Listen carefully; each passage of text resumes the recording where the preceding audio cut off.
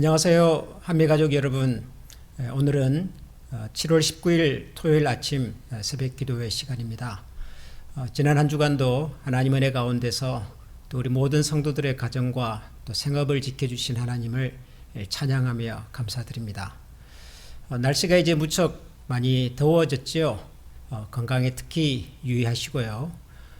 날씨는 무덥지만 또 우리의 마음속에는 하나님의 말씀과 또 날마다 우리에게 베푸시는 은혜를 사모하는 그런 기도의 시간으로 함께 할 수 있기를 소원합니다.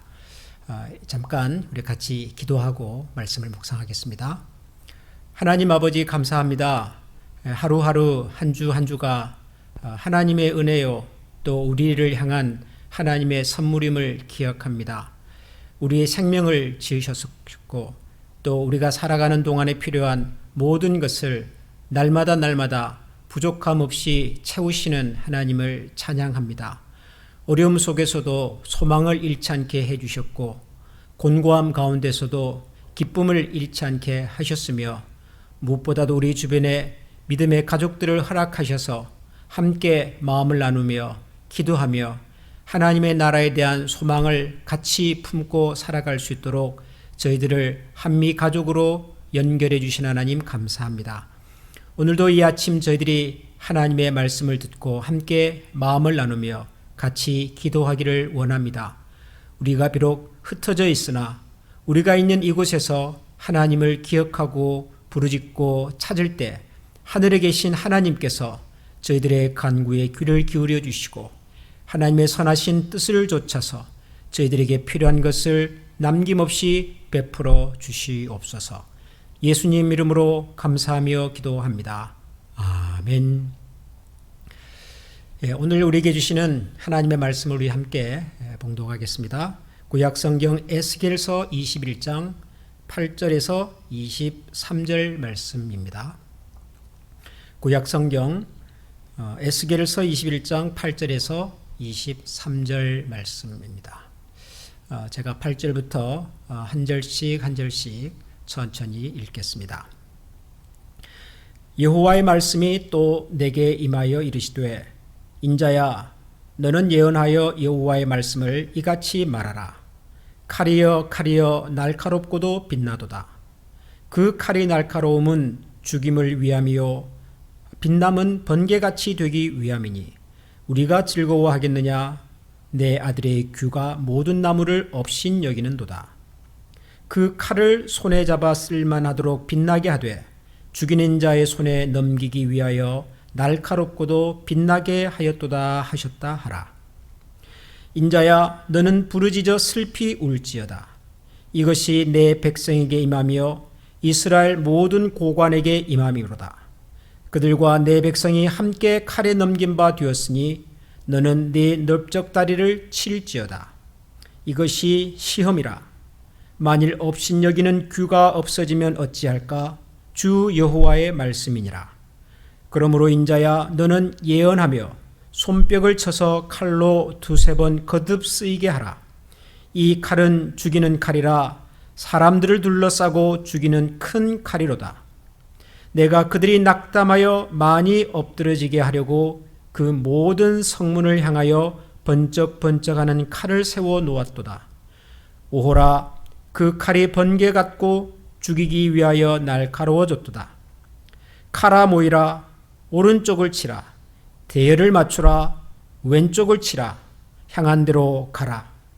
나도 내 손뼉을 치며 내 분노를 다 풀리로다.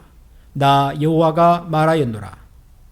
여호와의 말씀이 내게 임하여 이르시되 인자야 너는 바벨론 왕의 칼이 올 두 길을 한 땅에서 나오도록 그리되 곧 성으로 들어가는 길 어귀에다가 길이 나뉘는 지시표를 하며 칼이 암몬 족속의 랍바에 이르는 길과 유다의 견고한 성 예루살렘에 이르는 길을 그리라.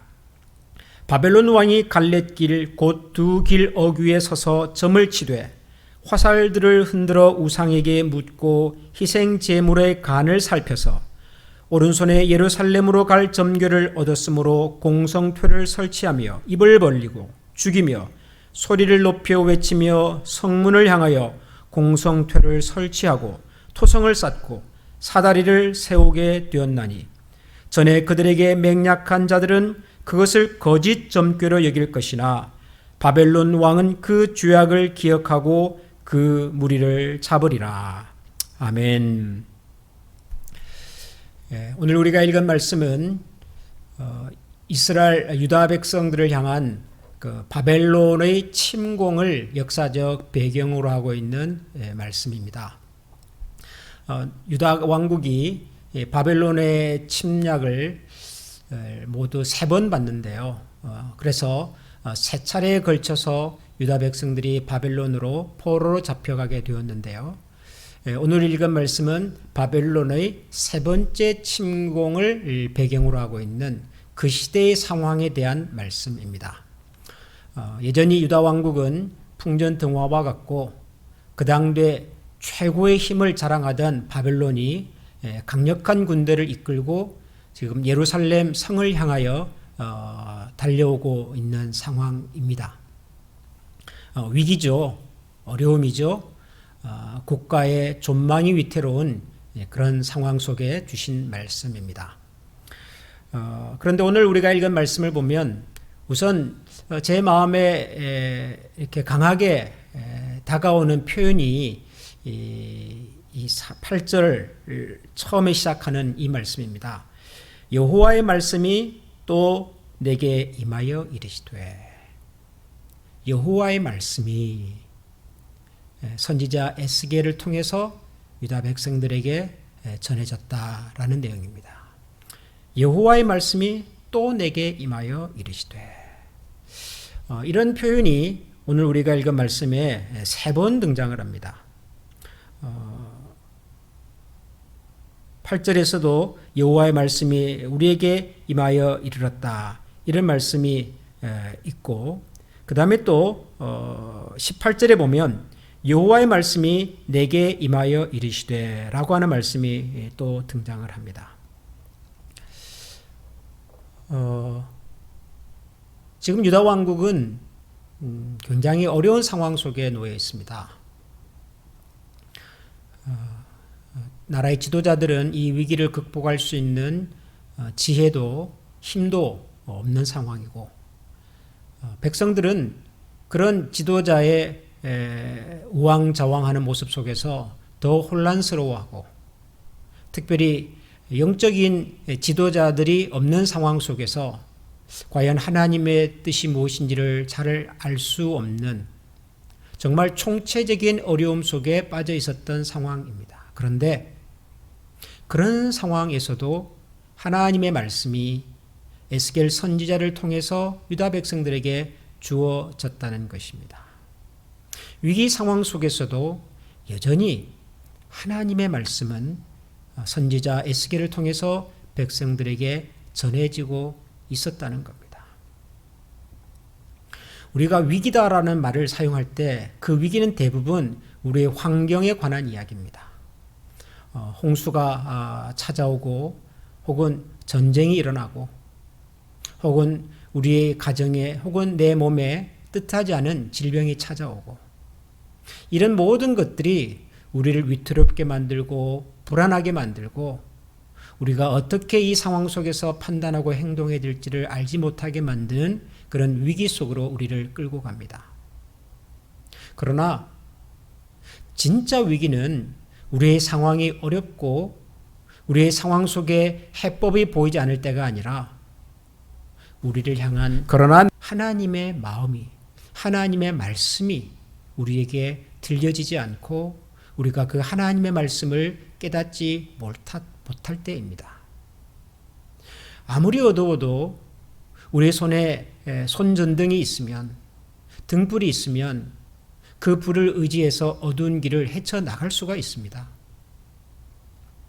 아무리 힘든 상황이라 할지라도 우리가 서로 마음을 나누고 의지하고 격려해서 함께 갈 수 있는 이웃과 동료가 있다면 우리는 우리 앞에 펼쳐지는 그 어떤 어려움도 해결해낼 수 있는 혹은 극복해낼 수 있는 희망과 용기를 가질 수가 있습니다.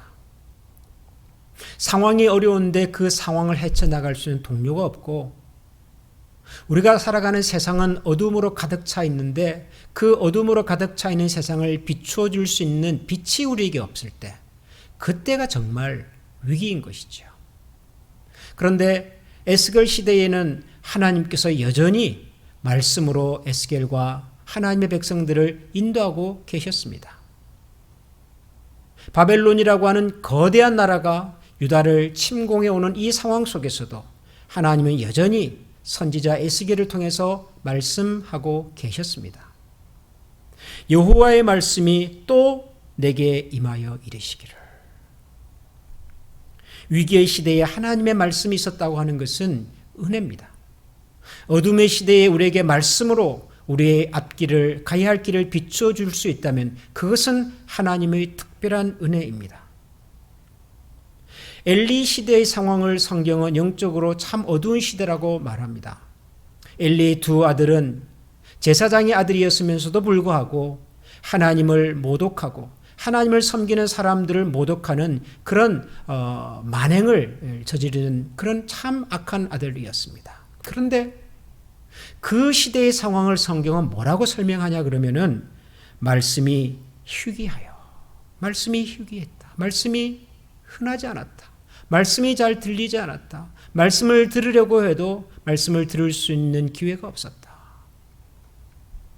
우리가 살아가고 있는 이 2020년의 7월이 위기라면 그것은 무슨 코로나 바이러스, 경제적인 침체, 지도자들의 리더십의 부재 이런 것이 아니라 여전히 지금을 향하여, 우리를 향하여 말씀하시는 하나님의 음성을 우리가 듣지 못한다면 그것은 위기입니다. 여전히 우리에게 들려주시는 하나님의 음성이 있음에도 불구하고 우리가 그 음성에 귀를 기울이지 못한다면 그것이 정말 위기인 것이죠. 그래서 오늘 같은 이런 아침에 우리가 다시 한번 하나님 앞에 모여 기도하는 것입니다. 하나님, 우리가 살아가는 이 세상의 환경을 우리 힘으로 어떻게 할 수는 없지만은 이 코로나 바이러스라고 하는 이 거대한 질병을 우리 힘으로 어떻게 극복해낼 수는 없을지 몰라도 이 어려움과 위기 속에서 함께 마음을 모아 헤쳐나갈 수 있는 지혜의 마음을, 지혜의 영을 저희들에게 허락해달라고 우리가 기도할 수 있는 것이죠. 하나님의 말씀을 우리가 잘 새겨 들을 수 있는 영적으로 깨어있는 눈과 마음과 귀를 허락해달라고 우리가 기도할 수 있는 것입니다. 아니, 이것을 위해서 우리가 더더욱 기도해야 하는 것입니다. 여호와의 말씀이 또 선지자 에스겔에게 임했던 것처럼 오늘 이 새벽에도 하나님 말씀이, 하나님의 가르침이, 하나님의 위로와 격려의 말씀이 저와 여러분의 가슴 속에, 마음 속에 다시 찾아오기를 주님의 이름으로 기원합니다. 여호와의 말씀이 또 우리에게 임하여 이르시기를. 그렇게 해서 선지자 에스겔에게 주셨던 이 하나님 말씀을 쭉 읽어보면 굉장히 거친 표현들입니다. 우선 칼이 등장을 하고요. 이 칼이 번쩍번쩍 빛나고 날카롭게 준비가 되어 있고 이 칼로 2번, 3번 거듭쳐서 사람을 죽이고 그 사람들을 향한 이 심판과 진노의 이 칼부림이 우리가 상상할 수 있는 가장 잔인하고 가장 혹독한 모습으로 중간중간에 기억이 되어 있습니다. 15절을 보면 내가 그들이 낙담하여 많이 엎드러지게 하려고 그 모든 성문을 향하여 번쩍번쩍하는 칼을 세워 놓았도다. 오라, 그 칼이 번개 같고 죽이기 위하여 날카로워졌도다. 유다 백성을 향한 하나님의 의로운 심판과 진노가 오늘 말씀 가운데서 이렇게 아주 적나라하게 표현이 되어 있습니다. 그런데 이 말씀을 쭉 읽다 보면 한 가지 흥미로운 내용을 읽게 됩니다. 그것은 뭐냐면 18절 이후의 내용인데요. 18절부터 보면 여호와의 말씀이 내게 임하여 이르시되 인자야 너는 바벨론 왕의 칼이 올 2길을 한 땅에 나오도록 그리되 곧 성으로 들어가는 길 어귀에다가 길이 나뉘는 지시표를 하여 칼이 암몬 족속의 랍바에 이르는 길과 유다의 견고한 성 예루살렘에 이르는 길을 그리라. 바벨론 왕이 갈렛길 곧 두 길 어귀에 서서 점을 치되 화살들을 흔들어 우상에게 묻고 희생제물의 간을 살펴서 오른손에 예루살렘으로 갈 점괘를 얻었으므로 공성퇴를 설치하며 입을 벌리고 죽이며 소리를 높여 외치며 성문을 향하여 공성퇴를 설치하고 토성을 쌓고 사다리를 세우게 되었나니 전에 그들에게 맹약한 자들은 그것을 거짓 점괘로 여길 것이나 바벨론 왕은 그 죄악을 기억하고 그 무리를 잡으리라. 바벨론 왕이 예루살렘을 침략해 들어오는 내용입니다. 그런데 이 바벨론의 예루살렘을 향한 세 번째 공격은 이렇게 전개되었습니다. 이 바벨론이 왜 예루살렘을 침략하게 되었냐 그러면은 이 이스라엘 북쪽에 이 바벨론이라고 하는 새로운 강대국이 나타나자 그 당시 유다 왕국을 비롯한 그 지중해 주변의 여러 나라들이 연합해서 갑자기 등장한 바벨론에 대항하기 시작을 했습니다. 이 바벨론에 대항하는 연합 군대가 어느 나라들로 구성이 되었냐 그러면 우선 제일 남쪽에 있었던 이집트 왕국, 가장 강력한 남쪽의 강대국이죠. 그리고 유다 왕국, 그리고 유다 주변에 있었던 암몬이라고 하는 족속. 이 세 나라가 연합군을 형성해서 바벨론에 대항하고 있었습니다. 그래서 바벨론은 자기에게 대항하는 이 세 나라 연합군과 전쟁을 벌이기 위해서 군대를 파견했는데 이집트는 저 남쪽에 있으니까 어차피 암몬과 유다 왕국을 지나서 가야 되거든요. 그래서 암몬과 유다 왕국을 먼저 공격하고 그 다음에 이집트를 공격할 전략을 가지고서 이제 전쟁에 나섰는데 이 바벨론 군대가 암몬과 유다 왕국 두 왕국 중에서 어느 나라와 먼저 전쟁을 해야 할지를 고민했다는 것입니다. 군대가 암몬과 그리고 유다 왕국이 있던 곳으로 진행을 하다가 암몬으로 가는 길목과 유다 왕국으로 가는 길목에 서서 어느 쪽과 먼저 전쟁을 할 것인지를 판단하게 되었는데 오늘 우리가 읽은 이 18절 이후의 내용은 그 당시 상황 얘기입니다. 하나님께서 에스겔 선지자에게 뭐라고 말씀하시냐 그러면 암몬 족속의 랍바에 이르는 길과 유다의 견고한 성 예루살렘 이르는 길을 그려라. 이렇게 두 갈래 길을 그리는 거죠. 그리고 그 두 갈래 길로 갈라지는 갈렛길에 서서 이 바벨론 왕국이 어느 나라와 먼저 전쟁을 할 것인지를 자기들 나름대로는 점을 쳤다는 것입니다.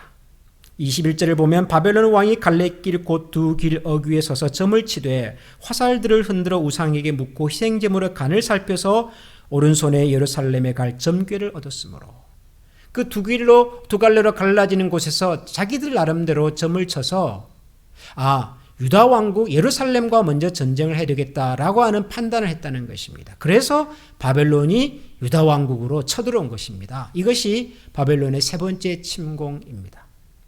근데 재밌는 건 뭐냐면 바벨론의 왕은 그날 유다 왕국과 전쟁하기로 결정했던 그 결정을 자기들이 내린 결정이라고 생각했겠죠. 두 갈래의 길 앞에서 자기들이 점을 치고 자기들의 우상에게 물어서 그래서 얻은 점괘가 유다 왕국과의 전쟁이었다고 판단한 것입니다. 그런데 그 일이 일어나기 전에 하나님께서 에스겔 선지자에게 벌써 그 나라의 상황을 말씀해 주셨던 겁니다. 환상 가운데서 에스겔 선지자에게 그렇게 말씀해 주셨습니다. 너는 암몬으로 가는 길과 유다로 가는 두 갈래길을 그려놓고 그 갈래길 사이에서 고민하고 방황하는 이 바벨론 왕의 이야기를 하나님께서 에스겔 선지자에게 먼저 말씀해 주셨습니다. 무슨 얘기일까요? 우리가 살아가는 세상의 역사 속에서 환경 속에서 눈에 보이는 결정과 행동과 판단은 사람들이 할지 몰라도 그 사람들의 판단과 행동 배후에 하나님의 결정이 있다는 것을 성경은 우리에게 보여주는 것이지요.